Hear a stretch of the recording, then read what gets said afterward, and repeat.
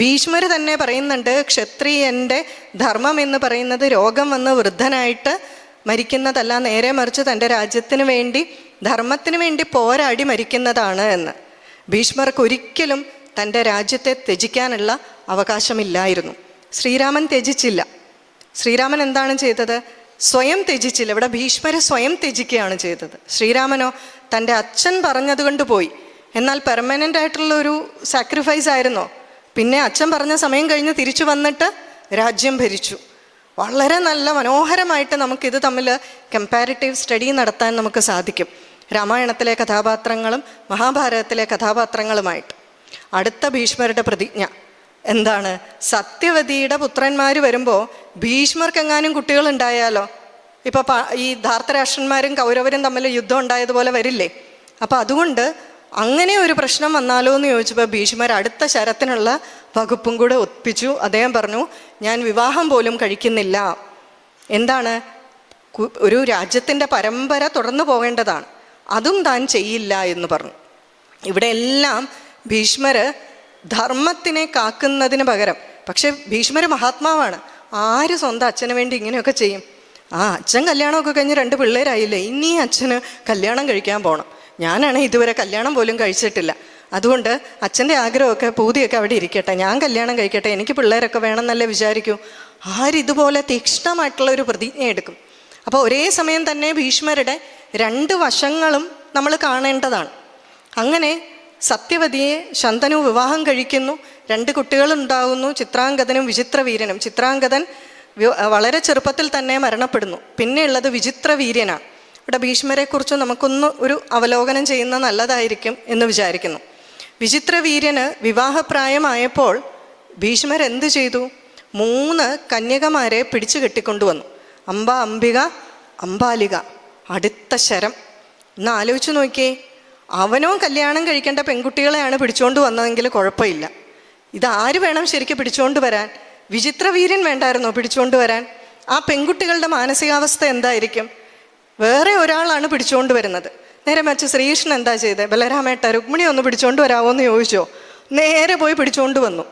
അതെന്താണെന്ന് വെച്ചാൽ, ഈ അന്നത്തെ കാലത്ത് രാക്ഷസ വിവാഹം എന്ന് പറയുന്ന ഒരു വിധിയുണ്ട്. ഇത്രയും ശക്തനായിട്ടുള്ള ഒരാൾക്ക് കുട്ടിയെ കൊടുക്കുന്നത് തന്നെയാണ് നല്ലത്. കാരണം എല്ലാവരെയും തോൽപ്പിക്കാൻ ശക്തിയുള്ള ഒരുത്തന് പെൺകുട്ടിയെ കൊടുത്തില്ലെങ്കിൽ, അദ്ദേഹത്തിന് ഈ പെൺകുട്ടിയിൽ നോട്ടം ഉണ്ടെങ്കിൽ, ഈ പെൺകുട്ടിയെ നമ്മൾ വേറെ ആർക്കെങ്കിലും കല്യാണം കഴിച്ചു കൊടുത്താലും പിന്നെയും വന്ന് യുദ്ധം ചെയ്ത് മേടിച്ചുകൊണ്ട് പോകത്തില്ലേ? പിടിച്ചെടുത്തുകൊണ്ട് പോകത്തില്ലേ? അതിലും ഭേദം എന്താണ്? ഇത്രയും ശക്തിയായിട്ടുള്ള ഒരാൾക്ക് കൊടുക്കുന്നതാണ്. ഈ ചാതുര്യമൊക്കെ ശ്രീകൃഷ്ണനിൽ കാണാൻ പറ്റും. ശ്രീകൃഷ്ണൻ എന്ത് ചെയ്തു? സുഭദ്രയെ ആർക്ക് കൊടുത്തു? അർജുനന് കൊടുത്തു. യാദവരും പാണ്ഡവരും തമ്മിൽ, അല്ലെ, 2 രാജ്യങ്ങൾ തമ്മിലുള്ള ചേർച്ച. അപ്പോൾ അങ്ങോട്ടും ഇങ്ങോട്ടും പ്രശ്നം വന്നാൽ 2 പേരും ഒന്നിച്ച് നിന്ന് യുദ്ധം ചെയ്യും. എത്ര മനോഹരമായിട്ടുള്ള ആ ഒരു ചാതുര്യം ശ്രീകൃഷ്ണൻ്റെ ഇവിടെ നമുക്ക് കാണാൻ സാധിക്കും. പക്ഷെ എന്ത് ചെയ്തു? ഭീഷ്മർ ഈ കുട്ടികളെ പിടിച്ചുകൊണ്ട് വന്നു. അത് വളരെ വലിയൊരു അധർമ്മമാണ് ഭീഷ്മർ ചെയ്തത്. ഈ കുട്ടികളുടെ താല്പര്യമൊന്നും ചോദിച്ചുമില്ല. ഇവിടെ വന്നപ്പോഴാണ് അംബ പറയുന്നത്, ഞാൻ വേറൊരാളെ സ്നേഹിക്കുന്നുവെന്ന്. അംബയെ വിട്ടയച്ചു. പിന്നെ പോയിട്ട് അംബികയും അംബാലികയും. അവർക്ക് ഭീഷ്മരുടെ മുന്നിൽ പിടിച്ചു നിൽക്കാൻ പറ്റിയില്ല. അതുകൊണ്ട് ഭാവം ഭീഷ്മർ പറയുന്നത് അനുസരിച്ചു. പക്ഷെ എന്തോ വിചിത്രവീര്യനും മരണപ്പെടുകയാണ് ചെയ്തത്. അംബികയ്ക്കും അംബാലികയ്ക്കും സന്താനഭാഗ്യവും ഉണ്ടായില്ല. ചുരുക്കം പറഞ്ഞാൽ കുരുവംശം അനാഥമാകുന്നു എന്ന് സത്യവതി ദേവി മനസ്സിലാക്കി. ഭീഷ്മരോട് പറഞ്ഞു, ഈ അംബികയും അംബാലികയും വിവാഹം കഴിക്കാൻ. അന്ന് അങ്ങനെ ഒരു വിധിയുണ്ട്, ഓരോ കാലത്തിലും അതാണ് വിധി. പരമ്പര നിലനിർത്താൻ സന്താനങ്ങളില്ല എങ്കിൽ എന്ത് ചെയ്യാം? ഭർത്താവിൻ്റെ സഹോദരനിൽ കുട്ടിയെ ജനിപ്പിക്കാം. കാരണം ഈ പത്നിക്ക് ആ ഭർത്താവിൻ്റെ വീട്ടിൽ പിന്നെ ഒരു അന്യസ്ത്രീയായിട്ടല്ലേ കഴിഞ്ഞുകൂടേണ്ടി വരുന്നതും. അപ്പം അങ്ങനെ ചെയ്യാം. പക്ഷെ ഭീഷ്മർ പറഞ്ഞു, ഞാൻ ബ്രഹ്മചര്യം പാലിക്കും, ഞാൻ ബ്രഹ്മചര്യം ഭേദിക്കില്ല. പക്ഷെ അവിടെയും ധർമ്മത്തിന് വേണ്ടി ഭീഷ്മർക്ക് അത് ലംഘിക്കായിരുന്നു. ഒരു പ്രതിജ്ഞ ലംഘിക്കുന്നത് ധർമ്മത്തിന് വേണ്ടിയിട്ടാണെങ്കിൽ കുഴപ്പമില്ല. ശ്രീകൃഷ്ണനും അത് ചെയ്തിട്ടുണ്ട്. ശ്രീകൃഷ്ണൻ പറഞ്ഞു, യുദ്ധത്തിൽ ഞാൻ ആയുധമൊന്നും എടുക്കില്ല എന്ന്. 2 പ്രാവശ്യം എടുത്തിട്ടുണ്ട്. ഒന്ന് ചക്രവും എടുത്തു, കടിഞ്ഞാണും ഒക്കെ എടുക്കുന്നുണ്ട്. എന്തിനാണ്? ധർമ്മത്തിന് വേണ്ടിയിട്ടാണെങ്കിൽ വാക്ക് മാറുന്നത് പോലും പ്രശ്നമില്ല. പക്ഷെ ഭീഷ്മർ സമ്മതിച്ചില്ല. അപ്പോൾ എന്ത് ചെയ്തു? സത്യവതി തൻ്റെ വിവാഹത്തിന് മുമ്പുണ്ടായിരുന്ന തനിക്കുണ്ടായ ഒരു പുത്രനാണ് വേദവ്യാസൻ, അദ്ദേഹത്തെ വിളിച്ചു വരുത്തി. അപ്പോൾ ആ വരുന്ന രംഗമൊക്കെ വർണ്ണിക്കുന്നുണ്ട്. കണ്ണു മുഴുവൻ പീളയൊക്കെ പിടിച്ച് ജടാധാരിയായിട്ട് വളരെ മുഷിഞ്ഞ വസ്ത്രമൊക്കെ ആയിട്ടാണ്. വേദവ്യാസൻ വന്നപ്പോൾ പറയുകയാണ്, അംബികയ്ക്കും അംബാലികയിലും പുത്രോത്പാദനം നടത്തണം. വ്യാസഭഗവാൻ പറഞ്ഞു, എന്നെ ഈ രൂപത്തിൽ അവരെങ്ങനെ സ്വീകരിക്കും? മാത്രമല്ല 1 വർഷം അവരോട് തപസ്സനുഷ്ഠിക്കാൻ പറയുക. എന്താണ്? ഇതുപോലൊരു തപോധനനെ സ്വീകരിക്കണമെങ്കിൽ അതിനനുസരിച്ചുള്ള തപസ് ഇവരിലും ഉണ്ടാകണം. മാത്രമല്ല വ്യാസമഹർഷി പൊതുവെ ഭൗതികമായിട്ടുള്ള ദൃഷ്ടിയിൽ ദേഹരൂപത്തിൽ നോക്കിയാൽ വിരൂപനാണ്. അപ്പോൾ ആ വിരൂപനായിട്ടുള്ളവനെ ഇവരെങ്ങനെ സ്വീകരിക്കുമെന്നുള്ളൊരു ചിന്ത വ്യാസമഹർഷിക്കുമുണ്ട്. പക്ഷെ അമ്മ പറഞ്ഞു, അയ്യോ അത്രയും നേരം ഒന്നും നോക്കിയിരിക്കാൻ സമയമില്ല, അതൊന്നും പറ്റില്ല, ഇനി 1 വർഷമൊന്നും കാത്തിരിക്കാൻ പറ്റില്ല.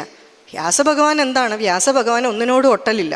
അങ്ങനെയാണ് അങ്ങനെ, ഇങ്ങനെയാണ് ഇങ്ങനെ. വ്യാസഭഗവാൻ സമ്മതിച്ചു. അംബിക എന്ത് ചെയ്തു? വളരെയധികം ബുദ്ധിമുട്ടി കണ്ണുകൾ അടച്ചുകൊണ്ടാണ് വ്യാസഭഗവാനെ പ്രാപിച്ചത്.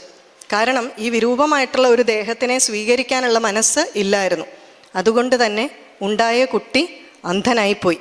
അദ്ദേഹമാണ് ധൃതരാഷ്ട്രർ. ഇപ്പം നമുക്ക് ബയോളജിക്കൽ ഫാദർ എന്ന് പറഞ്ഞത് മനസ്സിലായല്ലോ. അംബാലിക വളരെ വെളുത്ത് വളരെ ഭയത്തോടു കൂടിയാണ് വ്യാസഭഗവാനെ പ്രാപിച്ചത്. അതുകൊണ്ട് പാണ്ഡുരവർണ്ണമുള്ള വളരെ വെളുത്ത പാണ്ഡു ഉണ്ടായി. എന്നാൽ ഇവരുടെ എല്ലാം ദാസി വളരെ സന്തോഷത്തോടുകൂടി ഭക്തിയോടുകൂടി വ്യാസനെ പ്രാപിച്ചു. അതുകൊണ്ട് അവർക്ക് വളരെ ബുദ്ധിയുള്ള വളരെ ഭക്തിയുള്ള വിദുരുണ്ടായി.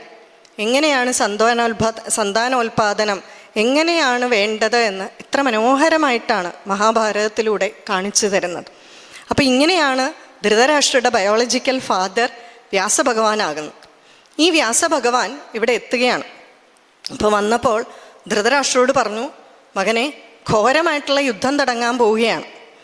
നിന്റെ പുത്രന്മാർക്ക് നല്ല സമയമല്ല, വളരെയധികം പേര് കൊല്ലപ്പെടും.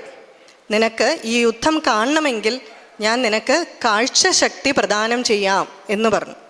അപ്പം ധൃതരാഷ്ട്ര പറഞ്ഞു, ഈ ഭയാനകമായിട്ടുള്ള യുദ്ധം കാണാനുള്ള അത്രമാത്രം ഒരു ശക്തി എനിക്കില്ല.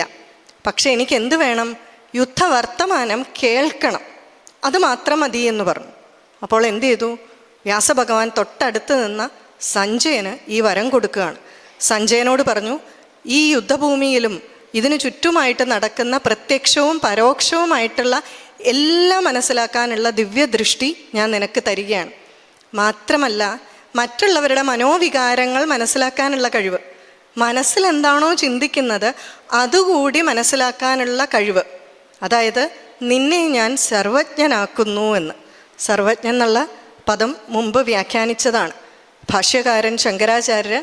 സർവം ജാനാതി ഇതി സർവജ്ഞ, എല്ലാം അറിയുന്നവൻ, പാസ്റ്റ് പ്രസൻറ്റ് ഫ്യൂച്ചർ, അതറിയുന്നവനാക്കി സഞ്ജയനെ മാറ്റി. എന്നാലോചിച്ച് നോക്കിയേ, സഞ്ജയനാണ് ഇതിനെല്ലാം ഭാഗ്യമുണ്ടായത്.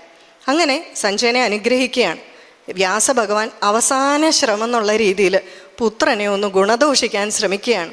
പുത്ര, നിന്റെ മക്കളെല്ലാവരും ഈ യുദ്ധത്തിൽ കൊല്ലപ്പെടും. അതുകൊണ്ട് നിനക്ക് ഈ യുദ്ധം ഒഴിവാക്കുന്നതാണ് നല്ലത്. ഈ രാജ്യം നിന്റെ ആർത്തി മൂലമാണ്. നിന്റെ മൗനം ഒരിക്കലും നല്ലതല്ല. കാരണം പലപ്പോഴും മൗനം, നമ്മൾ പല പ്രശ്നങ്ങളിലും നമ്മൾ വിചാരിക്കാം മിണ്ടാതിരുന്നേക്കാം എന്ന് വിചാരിക്കും. ഈ മൗനം ശത്രുവിനെ അനുകൂലിക്കുന്നതിന് തുല്യമാണ് എന്ന് വ്യാസഭഗവാൻ പറയുകയാണ്. ശബരിമല പ്രക്ഷോഭ സമയത്തെ കാര്യം ഞാൻ എപ്പോഴും വിചാരിക്കും. പലരും വിചാരിക്കുമോ ഞാൻ എന്തിനാണ് ഇതിനൊക്കെ പോകുന്നത് എന്ന്. നമ്മുടെ ഈ ഒരു മൗനം മറ്റുള്ളവർക്ക് അനുകൂലമായിട്ടുള്ള ഒരു ഭാവമാണ് എന്ന് പറയുകയാണ്. അപ്പോൾ ധൃതരാഷ്ട്ര പറഞ്ഞ എന്താണെന്നറിയാമോ? അങ്ങേപോലെ തന്നെ എനിക്ക് സമ്പത്തും വിപത്തും ഒക്കെ അറിയാം. ശരിക്കും പറഞ്ഞാൽ ഒരു തർക്കോത്തരം പറച്ചിലാണ് അല്ലേ? അങ്ങേപോലെ തന്നെ സമ്പത്തും വിപത്തും ഒക്കെ എനിക്കറിയാം.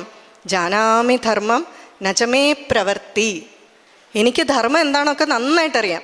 പക്ഷേ നചമേ പ്രവർത്തി, എനിക്ക് പ്രവർത്തിക്കാൻ പറ്റില്ല, എനിക്ക് സൗകര്യമില്ല ചെയ്യാൻ, അല്ലേ? എനിക്ക് മനസ്സില്ല ചെയ്യാൻ എന്നാണ് ധൃതരാഷ്ട്ര പറയുന്നത്.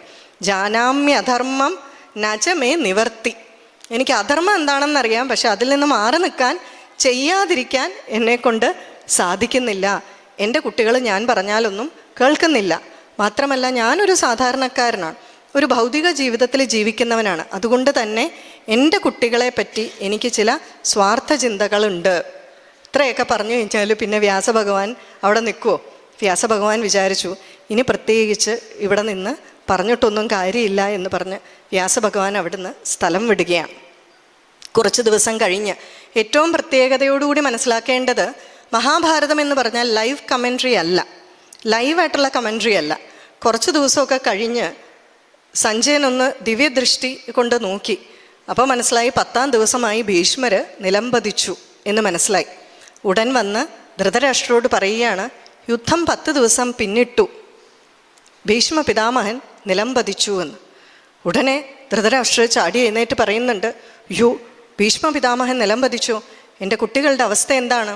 പിന്നെ ദേഷ്യം വന്നിട്ട് പറയുന്നുണ്ട്, ആ ദുര്യോധനൻ ചെയ്തു കൂട്ടിയ ദുഷ്പ്രവർത്തികൾ എന്തൊക്കെയാണ്, ഈ അവിടെ നടന്നതെല്ലാം വർണ്ണിക്കൂ എന്ന്. സഞ്ജയൻ ആളാരാണ്? സഞ്ജയൻ ഇത് വർണ്ണിക്കുന്നതിന് മുമ്പ് ധൃതരാഷ്ട്ര പറഞ്ഞ അധർമ്മത്തിന് അപ്പം തന്നെ കയറി വെട്ടുന്നുണ്ട്. അതിനെല്ലാം മറുപടി കൊടുത്തു കഴിഞ്ഞതിന് ശേഷം മാത്രമാണ് മഹാഭാരത രംഗം വർണ്ണിക്കാൻ പോകുന്നത്. ഇവിടെ എന്താണ് പറഞ്ഞത്? ദുര്യോധനൻ ചെയ്ത ദുഷ്പ്രവൃത്തികളൊക്കെ പറയാൻ. അപ്പോൾ പറഞ്ഞു, രാജാവേ, അങ്ങ് ചെയ്ത കുറ്റം വേറുള്ള ആളുകളുടെ തലയിലിടരുത്. വേണമെങ്കിൽ രാജാവായിട്ടിരുന്നപ്പോൾ ഈ യുദ്ധമൊക്കെ ഒഴിവാക്കാമല്ലോ. എന്നിട്ട് നമുക്ക് എല്ലാവർക്കും ഉള്ള സ്വഭാവമല്ലേ, നമ്മൾ തെറ്റ് ചെയ്താലും മറ്റുള്ളവരുടെ തലയിലേക്ക് വെച്ചു കൊടുക്കാൻ വളരെയധികം നമുക്ക് സൗകര്യമാണ്. ഈവൻ നമ്മൾ എന്ത് ചെയ്യും, കറണ്ട് പോയതുകൊണ്ടാണ് പഠിക്കാൻ പറ്റാത്തതെന്ന് പറയും അല്ലേ? ഇലക്ട്രിസിറ്റി ബോർഡുകാർക്കോ കറണ്ടിനോ വൈദ്യുതിക്കോ ഒന്നും അറിയില്ല അവരങ്ങനെ ഒരു തെറ്റ് ചെയ്തു എന്ന്. പക്ഷേ നമുക്കതുകൊണ്ടൊരു സെൻസ് ഓഫ് സാറ്റിസ്ഫാക്ഷൻ, നമുക്കൊരു തൃപ്തിയുണ്ട്, ഞാനല്ല എന്ന് പറഞ്ഞ് നമുക്കതിൽ നിന്ന് ഒഴിഞ്ഞു നിൽക്കാമെന്ന്. അപ്പോൾ പറഞ്ഞു, അങ്ങയുടെ മൗനമാണ് ഇതിനെല്ലാം കാരണം, അതുകൊണ്ട് അങ്ങ് ആ ഉത്തരവാദിത്തത്തിൽ നിന്നും ഒഴിയാൻ പറ്റില്ല എന്ന് പറയുമ്പോൾ അടുത്ത ഡയലോഗ് വരികയാണ് ധൃതരാഷ്ട്രരുടെ. ധൃതരാഷ്ട്ര പറയുകയാണ്, എന്നാലും ഈ പാണ്ഡവന്മാർ രാജ്യം മോഹിച്ച് പണം മോഹിച്ച് അവരുടെ ഗുരുവായിട്ടുള്ള പിതാമഹനായിട്ടുള്ള ഭീഷ്മരെ വീഴ്ത്തിയല്ലോ എന്ന്. ഇത് കേൾക്കുമ്പോൾ നമുക്ക് എല്ലാവർക്കും ശരിയാണെന്ന് തോന്നത്തില്ലേ അല്ലേ? രാജ്യത്തിനും ധനത്തിനും വേണ്ടി ഗുരുവും പിതാമഹനുമായിട്ടുള്ള ഭീഷ്മരെ വീഴ്ത്തിയല്ലോ എന്ന്. ഇങ്ങനെയുള്ള ന്യായങ്ങൾക്ക് പറയുന്ന പേരാണ് ജാബാല ന്യായം. നമുക്കിത് ഒറ്റ കേൾവിയിൽ ശരിയാണെന്ന് തോന്നും, നമ്മളെപ്പോലും ഭ്രമിപ്പിച്ച് കളയും. ഇതാണ് ധർമ്മം എന്ന് പറയുന്ന സാധനം. വളരെ സൂക്ഷ്മമായിട്ട് പഠിച്ചില്ലെങ്കിൽ ഒരു ചെറിയ നാരിഴയുടെ വ്യത്യാസമേ ഉള്ളൂ ധർമ്മം ഏതാണ് അധർമ്മം ഏതാണെന്ന് മനസ്സിലാക്കാൻ. ഈ ജാബാല ന്യായം പറയുന്നതിൽ ഒരു ന്യായവും ഇല്ല. അതിന് 2-3 കാരണങ്ങളുണ്ട്. ഒന്ന്, പാണ്ഡവരായിട്ട് അങ്ങോട്ട് പോയി യുദ്ധം ചെയ്തതല്ല. പിന്നെയോ ധാർത്തരാഷ്ട്രം ഇങ്ങോട്ട് വന്ന് യുദ്ധം ചെയ്തതാണ്. പാണ്ഡവരെ യുദ്ധം ഒഴിവാക്കാനുള്ള എല്ലാ ശ്രമങ്ങളും നടത്തി. എന്തിന്? ഭഗവാൻ തന്നെ ദൂതനായിട്ട് പോയി. അവിടെ ചെന്നപ്പോഴോ ഹസ്തിനപുരത്തിൽ ദുര്യോധനൻ അപമാനിച്ചതിന് കയ്യും കണക്കുമില്ല. അപ്പോൾ വിദുരർ ചോദിക്കുന്നുണ്ട്, എൻ്റെ ഭഗവാനെ, വെറുതെ ഈ പണിക്ക് വരേണ്ട ആവശ്യമുണ്ടായിരുന്നു, ഈ പാഴ്വേല എന്തിനാണ് ചെയ്തത് ഭഗവാനെ എന്ന് ചോദിക്കുമ്പോൾ ഭഗവാൻ പറയുന്നുണ്ട്, മുടിക്ക് പിടിച്ച് വലിച്ചിട്ടാണെങ്കിലും നമ്മൾക്ക് വേണ്ടപ്പെട്ടവരെ അധർമ്മത്തിൽ നിന്ന് പിന്തിരിപ്പിക്കണം. അപ്പം പിന്നെ നാളെ ഞാൻ ശ്രമിച്ചില്ല എന്ന് ആരും പറയില്ലല്ലോ എന്ന്. ഒന്ന് ആലോചിച്ച് നോക്കിയേ, ഭഗവാൻ അറിയാൻ നമ്മളെപ്പോലെ മഹാഭാരതം പിടിക്കുന്നവർ ഭഗവാനെ ഇരുത്തി വിശകലനം ചെയ്യും, അനാലിസിസ് നടത്തുന്നു. ഭഗവാൻ അറിയാൻ ഞാൻ അവിടെ ദൂതിന് പോയാലും വിശേഷമൊന്നുമില്ല, എന്താണ് യുദ്ധം നടക്കുന്നത്, എന്നാൽ പിന്നെ ഭഗവാൻ വീട്ടിൽ ഇരുന്നാൽ പോരെ. പക്ഷെ ഭഗവാൻ അറിയാം നമ്മൾക്ക് മാതൃക കാണിക്കുകയാണ്. ഇല്ലേ, നമ്മൾ ചോദിക്കും, ഭഗവാൻ പോലും ഒരു ശ്രമം നടത്തിയില്ലല്ലോ, ഭഗവാൻ വേണേ ഒന്നും ചെയ്യാൻ മേലായിരുന്നോ എന്ന് നമ്മളെപ്പോലുള്ളവർ ചോദിക്കുന്ന അറിയാവുന്നതുകൊണ്ടാണ് ഭഗവാൻ അവിടെ പോയി ചോദിച്ചത്. പക്ഷേ സമ്മതിച്ചില്ല. പക്ഷേ നമ്മളുടെ മെക്കിട്ട് കയറാൻ വരുന്നവരെ അവിടെയും നമ്മൾ ശാന്തതയിലിരിക്കണം. ആധ്യാത്മികത എന്ന് പറഞ്ഞാൽ ഒന്നും പറയാതെ പ്രതികരിക്കാതെ ഇരിക്കുക എന്നുള്ളതാണ് നമ്മളുടെ വിചാരം. ഹിരണ്യകശിപുവും ഹിരണ്യാക്ഷനും ഒക്കെ താണ്ഡവമാടുമ്പോൾ നമ്മൾ മിണ്ടാതിരുന്നാൽ ഇവരെല്ലാവരും കൂടെ നമ്മുടെ മേത്ത് കയറി നിരങ്ങില്ലേ അല്ലേ? തിരിച്ചു പ്രതികരിച്ചില്ലെങ്കിൽ നമ്മളുടെ അവസ്ഥ എന്തായിരിക്കും? ഭഗവാൻ ശ്രീ സത്യസായി ബാബ ഇതിന് വളരെ മനോഹരമായിട്ടുള്ള ചില ഉദാഹരണങ്ങൾ പറയുന്നുണ്ട്. അതിലൊന്ന് പൃഥ്വിരാജ് ചൗഹാനെ പറ്റിയാണ്. ഭാരതത്തിൻ്റെ രാജാവായിരുന്ന പൃഥ്വിരാജ് ചൗഹാൻ മുഹമ്മദ് ഗോറി ആക്രമിച്ചപ്പോൾ ആദ്യത്തെ പ്രാവശ്യം മുഹമ്മദ് ഗോറിയെ പൃഥ്വിരാജ് തോൽപ്പിച്ചു, പിടിച്ചു കെട്ടി. പക്ഷെ എന്തു ചെയ്തു? അദ്ദേഹത്തിന് കുറച്ച് ദയൊക്കെ തോന്നി വിട്ടയച്ചു. ഗോറി എന്തു ചെയ്തു? പൃഥ്വിരാജൻ്റെ സുഹൃത്തായിരുന്ന ജയ്സിംഗുമായിട്ട് കൂട്ടുകൂടി പിന്നീടുള്ള യുദ്ധത്തിൽ പൃഥ്വിരാജിനെ തോൽപ്പിച്ച് കണ്ണ് ചൂഴ്ന്നെടുത്തു. ഭഗവാൻ സത്യസായി ബാബ പറയുന്നുണ്ട്, എന്ത് ചെയ്യണമായിരുന്നു? ആദ്യ വരവിൽ തന്നെ തലവെട്ടി എറിയണമായിരുന്നു. ഇത് നമ്മുടെ വ്യക്തികൾക്കുള്ള ധർമ്മമല്ല കേട്ടോ, രാജധർമ്മമാണ്. ശത്രുവിന് ഒരിക്കൽ പോലും അവസരം കൊടുക്കരുത്. ഇവിടെ ധർമ്മമാണ് പ്രവർത്തിക്കുന്നത് എന്ന് പൃഥ്വിരാജ് വിചാരിച്ചു, അവനെ കൊല്ലരുതെന്ന്. പക്ഷെ അദ്ദേഹം അധർമ്മമാണ് പ്രവർത്തിച്ചത്. ആരോട്? തൻ്റെ രാജ്യത്തെ പ്രജകളോട്. കാരണം എന്താണ്? പൃഥ്വിരാജ് മരിച്ചതോടുകൂടി രാജ്യം അനാഥമായി. ഗോറിയല്ലേ കയറി ഭരിച്ചത് അല്ലേ? ആ രാജ്യത്തെ പ്രജകൾ എത്രമാത്രം അനുഭവിച്ചു. രാജ്യത്തെ പ്രജകളെ സംരക്ഷിക്കുക എന്നുള്ളതാണ് രാജാവിൻ്റെ ആദ്യ ധർമ്മം. ശത്രുവിനെ സംരക്ഷിക്കുക എന്നുള്ളതല്ല. നേരെ മറിച്ച് ശിവജിയോ ഒരൊറ്റ ചാൻസ് പോലും കൊടുത്തിട്ടില്ല. വന്ന അപ്പം തന്നെ തീർത്താണ് വിട്ടത്. ശിവജിയെ കണ്ടുപഠിക്കണം എന്നാണ് പറഞ്ഞിരിക്കുന്നത്. അതുപോലെ തന്നെ ചാണക്യൻ കാണിച്ചു കൊടുക്കുന്നുണ്ട്. ഒരിക്കൽ ചാണക്യൻ നടന്നു വരികയാണ്. അപ്പോൾ മട്ടുപ്പാവിൽ രാജാവ് നിൽപ്പുണ്ട്. വിക്രമാദിത്യ ചന്ദ്രഗുപ്തൻ മുകളിൽ നിൽപ്പുണ്ട്. അപ്പോൾ എന്താണെന്ന് വെച്ചാൽ പെട്ടെന്ന് ഒന്ന് കാലിൽ എന്തോ കൊണ്ടതുപോലെ അദ്ദേഹം കാണിച്ചു. അത് കഴിഞ്ഞ് കാലൊന്ന് പൊക്കിയെടുത്ത് നോക്കി. അപ്പോൾ അതിൽ നല്ല ഒരു കൂർത്ത മുള്ളാണ്. അപ്പോൾ ചന്ദ്രഗുപ്തൻ ഇതെല്ലാം കണ്ടുകൊണ്ട് നിൽപ്പുണ്ട്. നേരെ ചാണക്യൻ തൻ്റെ സഞ്ചിയിലുള്ള ഒരു കുപ്പി എടുത്തു. അതിൽ നിന്നൊരു ദ്രാവകം ആ പുല്ലിലേക്ക് ഒഴിച്ചു, കുപ്പി അടച്ചു വെച്ചു, പോന്നു. ചാണക്യൻ ആരാണ്? എത്ര ബുദ്ധിശാലിയാണ്. അദ്ദേഹത്തിന് അറിയാം ഇവിടെ വരുമ്പോൾ ചന്ദ്രഗുപ്തൻ ഇത് ചോദിക്കുമെന്ന്. ചന്ദ്രഗുപ്തൻ വന്നപ്പോഴേ ചോദിച്ചു. പക്ഷേ ചോദിച്ചു കഴിഞ്ഞപ്പോൾ തന്നെ ചന്ദ്രഗുപ്തന് മനസ്സിലായി, ശത്രുവിനെ മൂടോടെ ഇല്ലാതെയാക്കണം. ഇത് വളരെ മധുരമുള്ള ഒരു ദ്രാവകമായിരുന്നു. അപ്പം എന്താണ്? അതിൽ ഉറുമ്പൊക്കെ വന്ന് വേരോടുകൂടി അതിനെ ഇല്ലാതെയാക്കും. അതുകൊണ്ടാണ് ഇങ്ങനെ ചെയ്തത് എന്ന് അതൊരു പാഠമായിട്ട് കൊടുത്തതാണ്. ഇതേ ജാബാലൻ ന്യായം ശ്രീരാമചന്ദ്രസ്വാമിയുടെ അടുക്കലും വരുന്നുണ്ട്. ജാബാലൻ എന്ന് പറയുന്ന ഒരു മഹർഷി, അതുകൊണ്ടാണ് ഇതിന് ഈ പേര് വന്നത് എന്നാണ് തോന്നുന്നത്. ശ്രീരാമചന്ദ്രസ്വാമി കാട്ടിലേക്ക് പോയ സമയത്ത് ഭരതകുമാരനും ബാക്കി എല്ലാവരും കൂടി ശ്രീരാമചന്ദ്രസ്വാമിയെ തിരിച്ചു വിളിച്ചുകൊണ്ട് വരാനായിട്ട് പോകുന്നുണ്ടല്ലോ.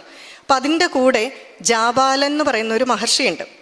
ആ മഹർഷി അവിടെ ചെന്നിട്ട് ശ്രീരാമചന്ദ്രസ്വാമിയോട് കുറേ ന്യായങ്ങൾ പറയുന്നുണ്ട്. അതെ, അങ്ങ് തിരിച്ച് അയോധ്യയ്ക്ക് വരണം. അതിന് കാരണം എന്താണെന്ന് വെച്ചാൽ, അങ്ങ് ആരെയാണോ ഭരിക്കേണ്ടത്, അതായത് അയോധ്യയിലെ പ്രജകൾ, അവർക്ക് അങ്ങ് തിരിച്ചു വരുന്നതിൽ യാതൊരു പ്രശ്നവും ഇല്ല. പിന്നെ അങ്ങേ ആരാണോ കാട്ടിലേക്ക് അയച്ചത്, ആരാണ്? കൈയ്യമ്മയല്ലേ? കൈയ്യമ്മയുടെ പ്രേരണ മൂലം അച്ഛനാണ്. അച്ഛൻ മരിച്ചു. കൈയ്യമ്മയ്ക്കും ഇപ്പോൾ അങ്ങ് തിരിച്ചു വരുന്നതിൽ യാതൊരു ബുദ്ധിമുട്ടുമില്ല. അങ്ങ് ആർക്കാണോ രാജ്യം പ്രദാനം ചെയ്തത്, ഭരതനും അങ്ങ് തിരിച്ചു വരുന്നതിൽ ഒരു ബുദ്ധിമുട്ടും ഇല്ല. അപ്പോൾ പിന്നെ അങ്ങേക്ക് തിരിച്ചു വന്നാൽ എന്താണ്? കേൾക്കുമ്പോൾ നമുക്കും തോന്നും ശരിയാണെന്നല്ലേ. പക്ഷേ ശ്രീരാമചന്ദ്രസ്വാമി ആരാണ്? രാമോ വിഗ്രഹവാൻ ധർമ്മ. ധർമ്മം വിഗ്രഹരൂപമെടുത്തതാണ് ശ്രീരാമചന്ദ്രസ്വാമി. മള്ളിയൂർ തിരുമേനി പറയും, ശ്രീരാമൻ ഒരിക്കലും ധർമ്മത്തിനെ പിന്തുടർന്നിട്ടില്ല. ശ്രീരാമൻ തന്നെയാണ് ധർമ്മം, ധർമ്മം തന്നെയാണ് ശ്രീരാമൻ. ശ്രീരാമചന്ദ്രസ്വാമി ഓരോ ഭാഗമെടുത്ത് ഇതിനെയെല്ലാം ഖണ്ഡിക്കുന്നുണ്ട്. തൻ്റെ പിതാവിൻ്റെ വാക്കനുസരിച്ചാണ് വന്നത്. അതായത് ധർമ്മത്തിന് രണ്ട് വശങ്ങളുണ്ട് എന്ന് പറയുകയാണ്. മുഖ്യധർമ്മം, ഗൗണധർമ്മം. ഇപ്പം രണ്ട് തെറ്റുകൾ വന്നാൽ, നമ്മുടെ മുന്നിൽ വന്നാൽ രണ്ടും സ്വീകരിക്കേണ്ടെന്ന് നമുക്കറിയാം. ഒരു തെറ്റും ഒരു ശരിയും വന്നാലോ, ശരി സ്വീകരിക്കണം നമുക്കറിയാം. രണ്ട് ശരി നമ്മുടെ മുന്നിൽ വന്നാൽ നമ്മൾ എന്ത് ചെയ്യും? അതിനാണ് പറഞ്ഞിരിക്കുന്നത്, മുഖ്യധർമ്മം ഏതാണോ പാലിക്കുക, ഗൗണധർമ്മത്തിനെ നമ്മൾ കളയുക. ഈ മുഖ്യധർമ്മവും ഗൗണധർമ്മം എന്ന് പറഞ്ഞാൽ അത്ര ഇമ്പോർട്ടൻ്റ് അല്ലാത്തത്, ലെസ് ഇമ്പോർട്ടൻറ്റ്, ഇത് മനസ്സിലാകാതെയാണ് എല്ലാവരും രാമനെ വളരെയധികം ദ്വേഷിക്കുന്നത്. സീതയെ കാട്ടിലേക്ക് വിട്ടു, സ്വന്തം ഭാര്യയെ, ഗർഭിണിയായിട്ടുള്ള സീതയെ കാട്ടിലേക്ക് വിട്ടു, ഞാനാണേലും ഇങ്ങനെ ചെയ്യുമോ എന്നൊക്കെ പറയുന്നത്. പക്ഷേ മുഖ്യധർമ്മം എന്താണെന്ന് മനസ്സിലാകാത്തത് കൊണ്ടാണ്. ഒരു രാജാവായിക്കഴിഞ്ഞാൽ രാജാവിൻ്റെ ആദ്യത്തെ ധർമ്മം രാജ്യം പരിപാലിക്കുക, പ്രജകളെ പരിപാലിക്കുക എന്നാണ്. തൻ്റെ കുടുംബം രണ്ടാമതേ വരുന്നുള്ളൂ. നമ്മുടെ ഇന്നത്തെ നാട്ടിലുള്ളവർ നമ്മുടെ നാട്ടിലത്തെ ഇന്നത്തെ വ്യവസ്ഥിതി വെച്ചിട്ടാണ് മനസ്സിലാക്കുന്നത് രാമനെ. നമ്മുടെ ഇവിടെ കുടുംബം ഒന്നും ഏറ്റവും അവസാനം ദേശമാണ്. ആ രീതിയിലാണ് മനസ്സിലാക്കുന്നത്. അവിടെ അങ്ങനെയല്ല. രാജാവിൻ്റെ പത്നിയാണ് സീതയെങ്കിൽ രാജാവ് അനുഷ്ഠിക്കുന്ന രാജാവിൻ്റെ ധർമ്മങ്ങളിലൂടെ വരുന്ന വേദനകളെല്ലാം സഹിക്കാൻ പത്നിയും ബാധ്യസ്ഥയാണ്. അതുകൊണ്ട് തന്നെ തൻ്റെ പ്രജകളിൽ ഒരാൾക്ക് ഇങ്ങനെ ഒരു അഭിപ്രായം ഉണ്ടായപ്പോൾ തൻ്റെ കുടുംബത്തിനെ ത്യജിച്ച് രാജ്യത്തെ സംരക്ഷിച്ചു. അതാണ് മുഖ്യധർമ്മം. അപ്പം അങ്ങനെ നോക്കിയാൽ വനത്തിൽ പോയതോ? വനത്തിൽ പോയത് യുവരാജാവാകുന്നതിനു മുമ്പാണ്. യുവരാജാവായി അഭിഷേകം ചെയ്തതിന് ശേഷമായിരുന്നു എങ്കിൽ ദശരഥൻ കാട്ടിൽ പോകാൻ പറഞ്ഞാൽ ചിലപ്പോൾ പോവില്ല. കാരണം അവിടെ രാജാവിൻ്റെ ധർമ്മമാണ് മുന്നിൽ നിൽക്കുന്നത്. യുവരാജാവായിട്ട് അഭിഷേകം ചെയ്യപ്പെടാൻ പോകുന്ന സമയത്താണ് ദശരഥൻ പറയുന്നത്. അപ്പോൾ അവിടെ ആരാണ്? പിതാവിനോടുള്ള കടമ. പിതാവ് പറയുന്നതാണ് ധർമ്മം. ഇങ്ങനെ മുഖ്യധർമ്മത്തിനെയും ഗൗണധർമ്മത്തിനെയും നമ്മൾ മനസ്സിലാക്കണം എന്നെല്ലാം പറഞ്ഞ് ഈ ജാബാല ന്യായങ്ങളെയെല്ലാം വെട്ടിനിരത്തുന്നുണ്ട്. ഇനി മഹാഭാരതത്തിൽ ഇതുപോലെ ഒരു രംഗമുണ്ട്, നമ്മളതിനി കാണും. അർജുനനും ഭഗവാനും തമ്മിലുള്ള സംവാദം. അർജുനൻ പറയുന്നുണ്ട്, എൻ്റെ ഭഗവാനെ, എനിക്ക് ഈ ബന്ധുജനങ്ങളെയൊന്നും കൊല്ലാൻ സാധിക്കില്ല, അല്ലേ, ഇതൊക്കെ വലിയ മഹാപാപമാണ് എന്ന്. ഭഗവാന് മനസ്സിലിരിപ്പ് മനസ്സിലായി. ഇതിനു മുമ്പ് എത്രയോ പേരെ കൊന്നിട്ടുണ്ട്, അന്നൊന്നും ഒരു പ്രശ്നവും ഇല്ലായിരുന്നു. ഇപ്പം എന്താണ്? സ്വജനങ്ങളെ കണ്ടപ്പോൾ കൈവിറച്ചു. അത് ശരിയാണോ? സ്വജനം പരജനം എന്നുള്ളൊരു ഭാവം ശരിയാണോ? അപ്പോൾ അർജുനൻ പറയുന്നത് കേട്ടാൽ എല്ലാം നമുക്ക് ജാബാല ന്യായമായിട്ട് തോന്നും എന്ന് പറഞ്ഞിരിക്കുകയാണ്.